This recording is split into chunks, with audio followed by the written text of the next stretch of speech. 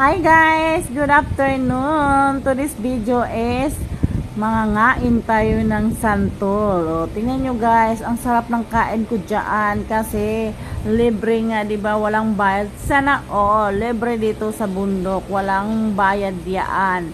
Samantalang kung doon yan sa syudad, magkaano ang kilo niyan. Hindi tayo makakain ng marami kasi ang isang kilo, ilang piraso lang kasi bangkok po yan, malalaking santol. Ola, sige, banat kain. Sige. Naglaway kayo, no? Dali, samahan niyo akong kumain yan kasi sobrang sarap niya. Ang tamis-tamis, di ba? Tapos, pinagniran ko pa yan ng alamang. Ang hinalo ng alamang guys, santol din. Ang sarap pala no, yung alamang haluan ng santol. Ngayon lang ako nakakain yan, yung alamang haluan ng santol.